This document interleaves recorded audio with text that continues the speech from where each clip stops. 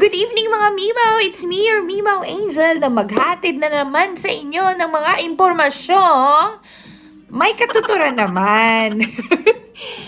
Ngayong gabi ay gagawa ako ng video at sana okay lang sa inyo. Ayun po, I would love to share how much is the cost of living in regional areas, particularly here in Victoria. So to those who doesn't know me, I moved here in Australia when I was 25 years old. Tapos tumira ako sa Sydney for 7 plus years. And then me and my husband decided to move to regional area. So there are 4 topics that I would love to share. First is the accommodation or the cost of living, how much is the rent, yung food, yung work, kung makakahanap ba ng work, tapos yung transportation. And then, tapos yung mga bills, ma-amaze ka talaga. So, ayun, kaya ako nasabi, kasi nga tumira na ako sa Sydney for more than 7 years, so I got to compare the difference. So yun ang ibig kong sabihin. Again, this video is not for everyone because everyone has different experiences. At the same time, yung future, diba? We are not the same. So this video is for the one who are considering moving to regional areas and they are too scared. I understand how you feel kasi nga we felt that before we moved here, but God is a good provider. He provided everything and I'm sure He will provide for you as well. So first is I would like to tackle about the transportation. I would like to advise, as in highly advise, to get a driver's license, or if you have a international driver's license, your driver's license from the Philippines, you can use that and learn. Or if you know how to drive, that's a plus, because there is no much public transportation in regional areas, guys. Most of the residents or the people who lives here, the Australians, they have their own cars, so they have their own vehicles, as in kasi walang masyadong bus, walang trains. If they do have trains, mga interlink ba ang tawag doon? Yung parang, alam mo yun, from here going to Melbourne, yung mga malalayo. Not like in Sydney na every suburb they have trains and they have train stations. So it's so different here. And not like in Sydney or in other big cities like in Melbourne, they have buses, wharfs, ang dami nila options. But here they have limited public transportation. So it's really advisable that you know how to drive, and if you have a vehicle, because you don't want to spend money just paying for transportation. They do have taxis here and they do have Uber as well. Next is the food. So when it comes to food, me and my husband, alam na namin kung saan makakabili ng murang pagkain na fresh dun sa Sydney. So, isa yun sa mga kinonsider namin, baka wala nang mabilhan dun. Though we researched and we found out that they have Woolies, Aldi, Coles, but we don't buy in those big grocery stores, even in Sydney, because para sa amin, it's still expensive. Mahal pa rin kahit mag-sale. But, so, kasi nga nauna yung husband ko dito, nag-move. I think that's also a good idea.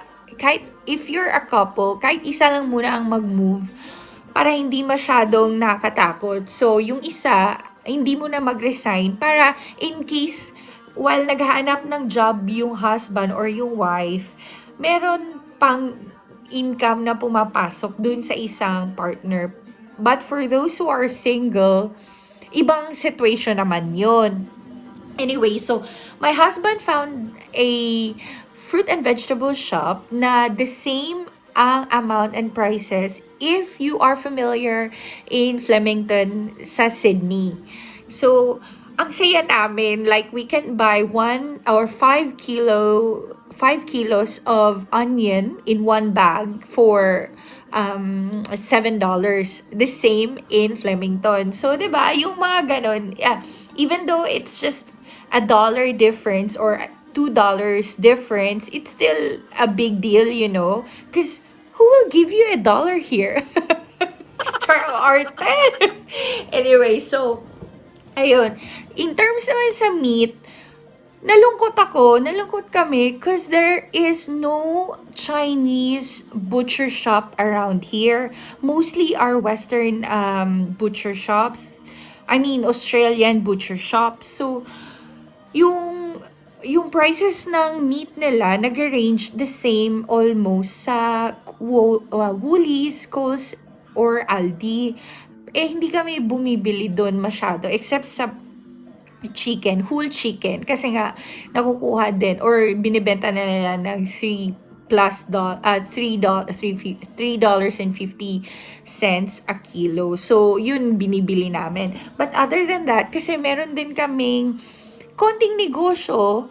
So, negosyo-negosyo, alam mo yun. So, kailangan namin ng mas murang karne. So, what I did, I went to Melbourne and found out a market na ang nagbebenta is mga Asian. So, dun, ang dami, bumili ako ng bulk, as in, like, mas cheaper pa siya sa Sydney. Kasi usually sa Sydney, anyway, so, mas mura yung nabili ko. O, 'di ba? So, ang ginawa namin, nag-bulk buying na lang kami. So, nilagay namin sa freezer. Tapos, ayun, kung kailangan namin ng meat, meron lang kaming meat. Kaya lang, sa seafoods naman, wala din masyado dito. Kasi, kung meron man, ang mahal. And guys, they also have Filipino shop here. So, if you are considering moving to a regional area and if you're a really Filipino, fan of food, Filipino food, na kumbaga fan na fan ka or gustong-gusto mo talaga ang Filipino food, i-consider niyo din yun. So, we're very blessed kasi merong Filipino shop dito malapit sa amin. So, yun naman, kumbaga, it feels like Sydney pa rin. Yun nga lang, wala nga yung mga friends niyo kasi, kumbaga, nasa ibang ano ka na, dimensyon ng mundo. So, ayun, yun lang yung malungkot. Wala ka ng friends. Kung kagaya nyo ako kasi mahilig ako gumala. Kahit after work. Alam mo yun, even day off ko, gumagala ako. So, kumbaga, malaking twist or turn talaga to sa akin. Pero magulat ka. O, diba? Anyway. Tapos, so ano naman yun? So, transportation, tapos sa food. Tapos sa rent naman, amazing. Okay, ito ang nakaka-amaze. Ano ko na ha, i-connect ko na yung work tsaka yung rent. Kasi ganito, na-realize namin na asawa ko, shucks, ang rent dito, ang mura lang. As in, ang mura lang. Dito sa nirerentahan namin, bahay siya, 2-bedroom house. Guess kung magkano yung rent namin. Charot. $200 a week. 'Di ba? Compared sa Sydney, ang rent namin doon mas mahal. Tapos, hindi pa bahay, unit, 2-bedroom units. Tapos, 2 bedrooms lang sa unit. Tapos, excuse me. Tapos, ano pa, maingay kasi malapit sa daan. Alam mo yun, pero hindi naman ako nagre-reklamo. Kumbaga, I'm still grateful kasi I had the chance to live in Sydney, in a bigger city. Kasi nga, ang dami ko din natutunan doon, especially driving. Nakapag-drive ako sa city. So, if I go back there, I'm not afraid to drive. Kasi, nakapag-drive na ako. Ang dami ko na fines doon.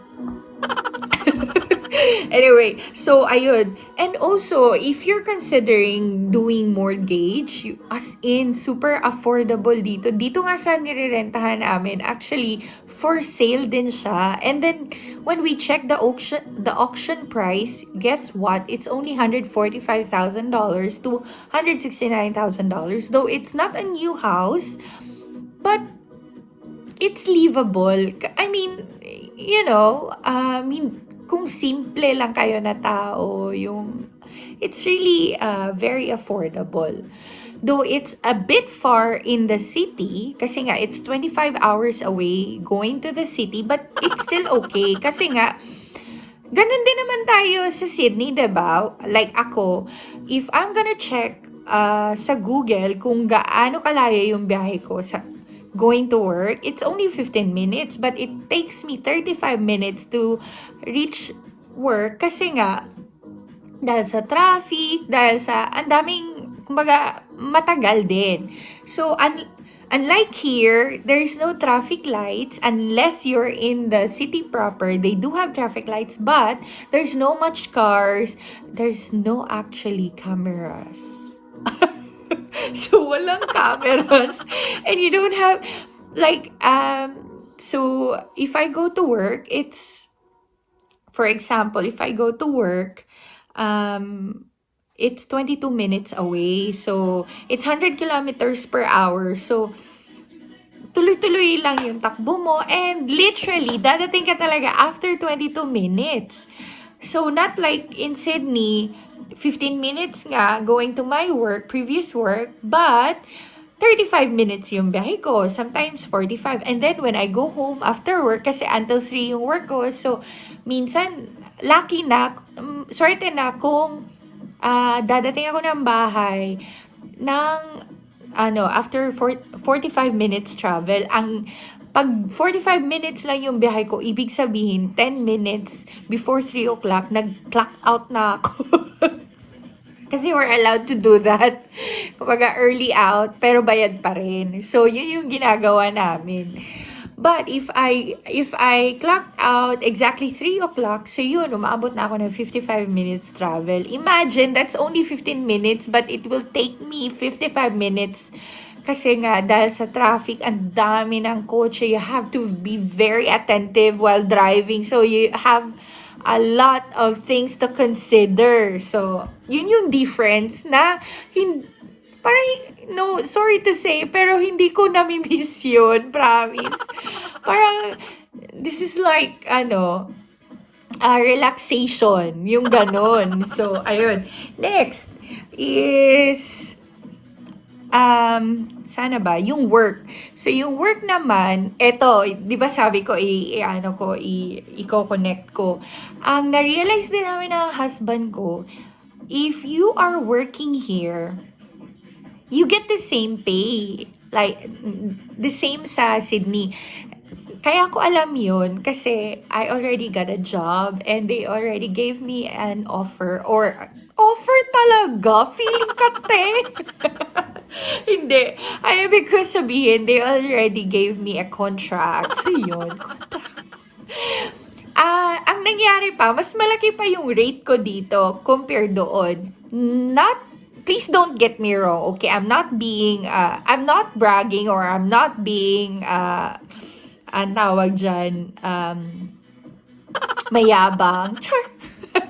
Ang ibig ko sabihin, kaya siguro naging ganun. Kasi nga, 'di ba, years of experience. So, siguro dahil nakita nila, ganito na yung experience niya. So, kumbaga, nag-add up na yung sahod ko. Ganun naman, 'di ba? So, ang point ko lang is, kung gusto niyo pumunta dito or anywhere, mga regional areas, huwag kayong matakot kung mas maliit yung sahod, yung ganun. The same lang. Pero, depende din siguro kung ano yung skills nyo. Kung saang sector yung job mo. Like, for example, ako, ako sa health.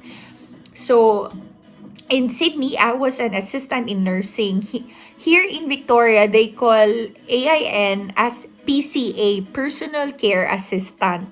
So, hindi ko yun alam nung pumunta ko dito. Kaya sabi, PCA sila na PCA. So, ano ba yung PCA yung pala? At yun yung term nila sa AIN.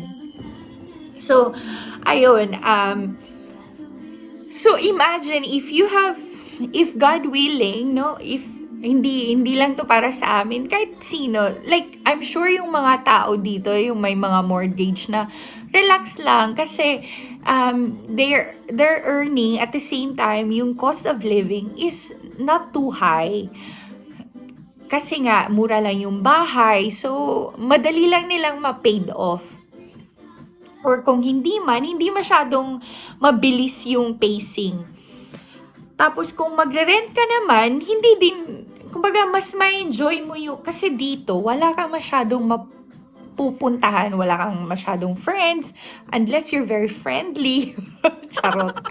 So, madami. Pero, alam mo yun, after work, you get to go home to your house, and then, so may enjoy mo yung bahay mo, and then it's not mahal ang rent. So yun lang. So ayun mga Mimo, sana nakatulong ako, at sana please subscribe and like my YouTube channel, Angel Valles. Yun naman pala, magpapa-like, magpapa-subscribe. Hopefully I will still be able to make more videos about living in regional areas. So if you have comments and questions, just type down below. Thank you so much.